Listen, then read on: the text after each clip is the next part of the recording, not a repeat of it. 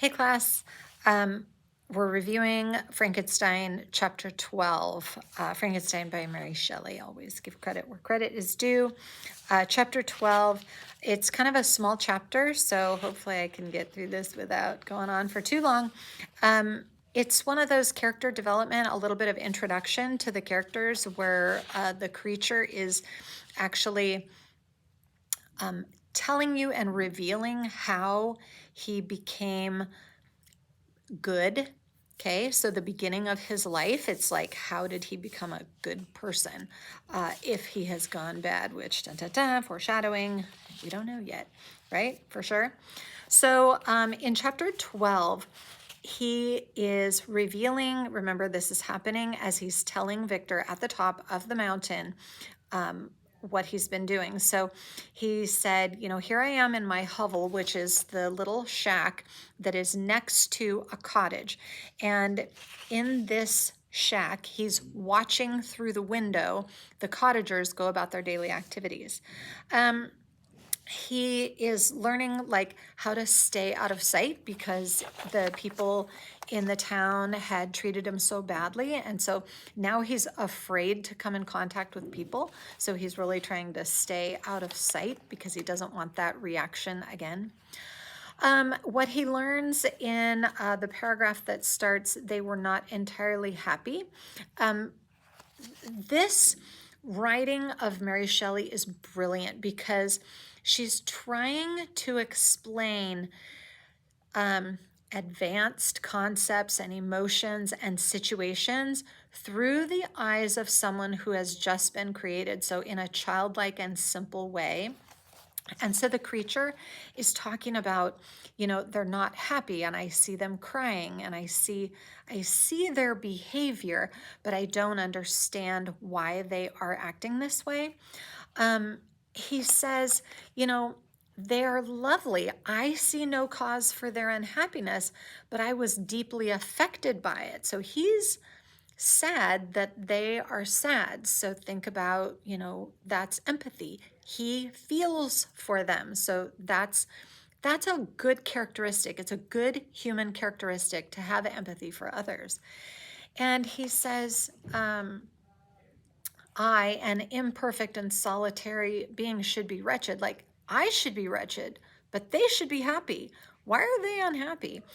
And then he says, they possessed a delightful house, for such it was in my eyes. And so it's all about the perspective that that one would have. They have clothing. They have a fire to warm them when they're cold. They have each other's company, and that's a really key factor. He has no one, and this is going to come up again, that he is alone. And so kind of this big deal is that they enjoyed one another's company and speech, interchanging each day looks of affection and kindness. And does he get any looks of affection and kindness? No, he does not. That is important to note. Then the next paragraph, he says, a considerable period of time elapsed before I discovered one of the causes of the uneasiness of this amiable family. It was poverty. So he is understanding a little bit more about the world, and he understands the word poverty, which is like, to be impoverished means you lack the basics, the necessities of life. And it's, he says, they suffered that evil in a very distressing degree. So this is going to be monetary. They are poor. They don't have enough money to get by. Then he spends a bit of time talking about their nourishment, that they have a vegetable garden, and that's pretty much what they eat. But remember, it's snowing and it's winter and cold, and so vegetables are not necessarily going to be growing really nicely in the winter. That they have to feed the cow where they get the milk, but how are you going to feed the cow if you don't really have enough money to buy oats or hay or anything? So they're just barely getting by. The next paragraph, this trait of kindness moved me sensibly. And then he says, in watching this changes what he does. I had been accustomed to steal part of their food for my own consumption. But when I found that doing this inflicted pain on the cottagers, I abstained and satisfied myself with berries, nuts, and roots, which I gathered from the neighboring wood. So he cares so much for them and their well-being that he's willing to put himself out instead of just stealing, like he had stolen the food from the townspeople, the bread and things that were left on the windowsills. He says, I'm going to go out. I don't want to do any harm to my cottagers, the people that I care about. I'm going to go out into the woods and get food and gather it just like I did when I was on my own. So that's a change in his personality, something to note. He says in the next paragraph, I discovered also another means through which I was enabled to assist their labors. So in watching them do their chores, he says, if I can help do the chores, then it will free up the kids from having to do so much labor. So he says, the youth spent a great part of each day collecting wood, so during the night, I took his tools, which I figured out how to use them quickly, and I brought home firing sufficient for the consumption of several days. So all of a sudden, he brings this big pile of firewood, and the reaction, he says, I remember the first time I did this, the young woman was greatly astonished. Well, of course they are. Who's going to do their chores for them? And so no one would help this poor family, and so these things are getting done kind of magically to the cottagers' eyes, like, how is this happening? But the creature is enjoying the cottagers' reaction to his good deeds. So he says in another paragraph later, by degrees I made a discovery of still greater moment. I found that these people possessed a method of communicating their experience and feelings to one another by articulate sounds. And again, Mary Shelley talking in a brilliant way about speech and communication and conversation. And he says he's learning that the words that they speak have meaning, and that when the boy, who we learn, I think it's on the next page, is Felix, and then his sister is Agatha, when Felix is reading to the family, the creature is listening to the pattern of speech, and he says, oh, the things that he's reading are the same things that he's kind of saying during the day. So he's putting together, it's just showing his intelligence and the capacity for his learning, that he is putting all this together to make sense of them in terms of the world, and how he can learn about language so that he can kind of participate. Now, like I said, on my next page, but it's in a couple paragraphs later, he's learning simple words: bread, wood, sister. He's understanding the other one, the older man who acts more like a grandfather, is their father, and that he's blind. He also learns words such as good, dearest, unhappy. So then the next paragraph, he says, I spent the winter in this manner. So a bunch of time passes, and he's doing this every day. He loves the sound of listening to them talking. And so then, okay, another important thing in the paragraph that starts, I could mention innumerable instances, which, although slight, blah, blah, blah, it goes on. In the midst of poverty and want, Felix carried with pleasure to his sister the first little white flower. This is a sign, it's a loving gesture, okay? And so when the creature, it says, early in the morning, before she had risen, he cleared away the snow that obstructed her path to the milk house, drew water from the well, and brought the wood from the outhouse, where, to his perpetual astonishment, he found his store always replenished by an invisible hand. This is the creature doing the chores for them. That's a good quote that you can use if you wanted to come from the standpoint that the creature is good, okay?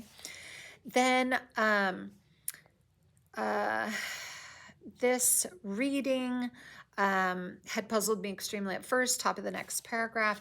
And if you're interested in the quest for knowledge theme, another sentence down further, he says, I ardently longed to comprehend these also.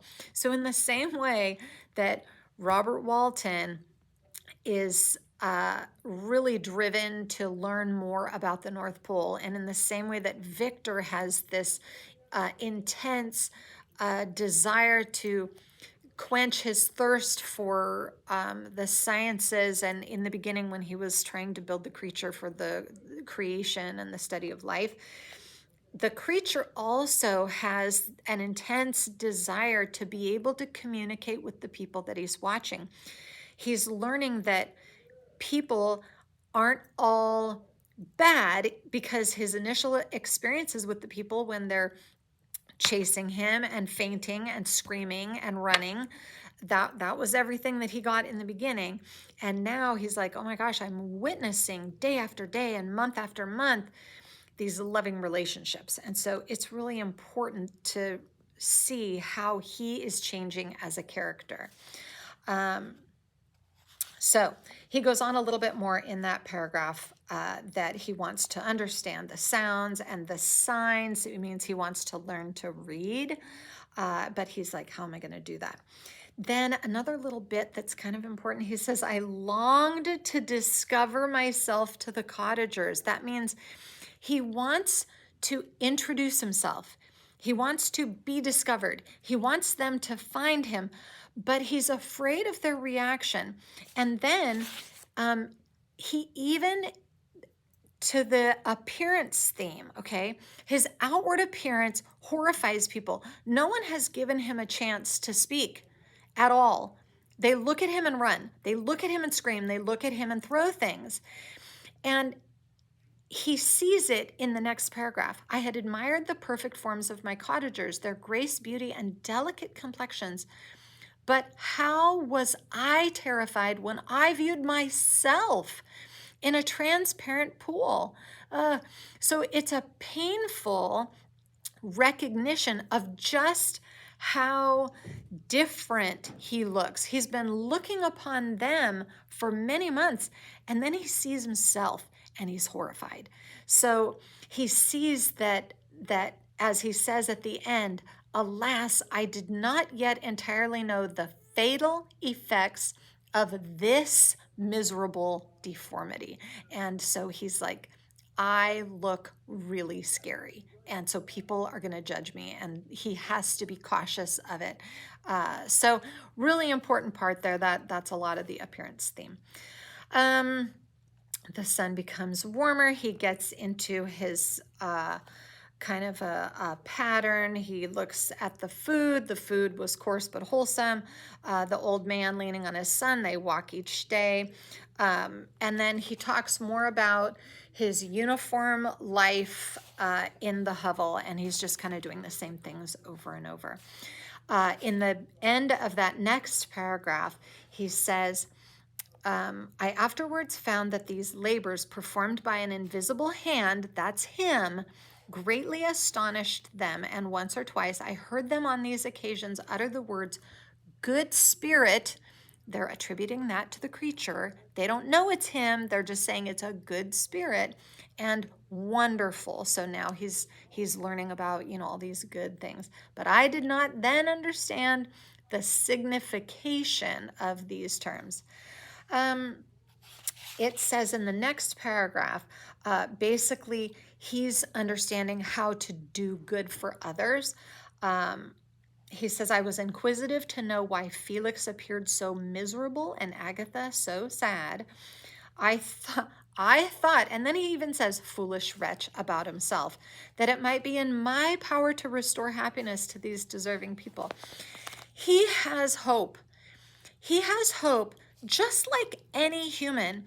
If you have empathy for others and you see them struggling, you want to help. He wants to help them, but he's very fearful about, rightly so, about his appearance. And so he's holding back, but he says, I want to be discovered to them. And at the end of that paragraph, he says, I imagined that they would be disgusted. Here's the hopeful part. Until by my gentle demeanor and conciliating words, I should first win their favor and afterwards their love.